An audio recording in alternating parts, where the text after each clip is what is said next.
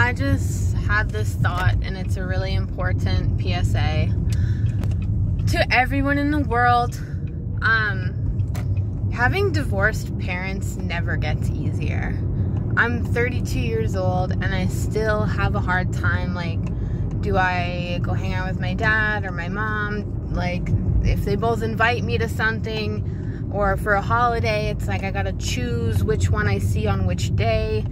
And you know, it's difficult. You think that, oh, once your kids grow up, it won't be a problem, but when you have like decent parents like me and you want to see them both often, you know, it's difficult to make those decisions, to choose who to go see, to, you know, like, it sucks. It really sucks.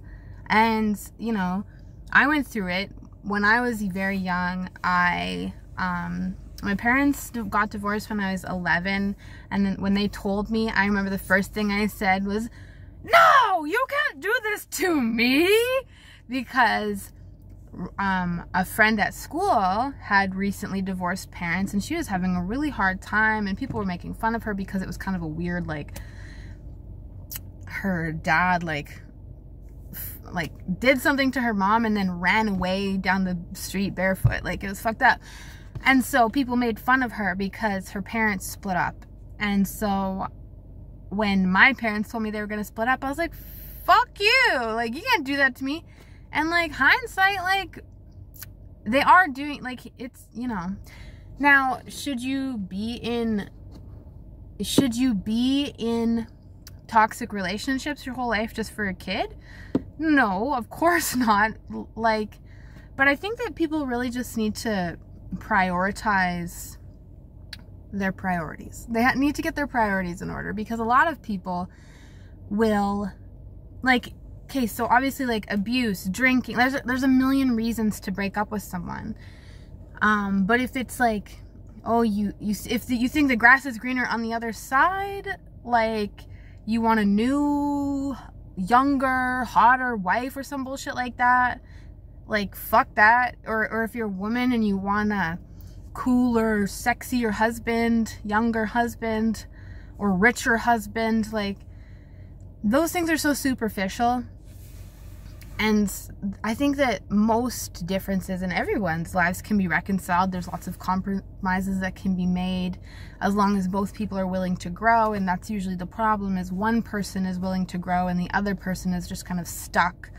And a lot of relationships, like, you're never 50-50. There's always going to be some 80-20 and then some 70-30 at different points in your relationship. Like, right now, you might feel like you're doing all the work, but there's going to be a time where you're going to need him to do all the work, blah, blah, blah. So I guess I'm just saying, like, if you have children and you're with someone that you have children with and you're really, like, debating, like, divorce and splitting up, I would say, like, definitely seek therapy and counseling before anything, for yourself first, and then together. Because, yeah, sometimes you just need that third party, because sometimes there are just little things in relationships that are very triggering. Like, if something happened in the past and then you bring up something, sometimes the history just runs too deep and there are scars that aren't healed fully, and then it opens up, like, anger and fear and all these things. I guess what I'm just trying to say is, try to stay together for the kids. And of course there are times where you won't be able to, but I'm telling you, it never gets easier. As a kid who grew up with divorced parents, and as a person who is dealing with a kid who I'm not with the dad, it's very difficult, and it never gets easier. So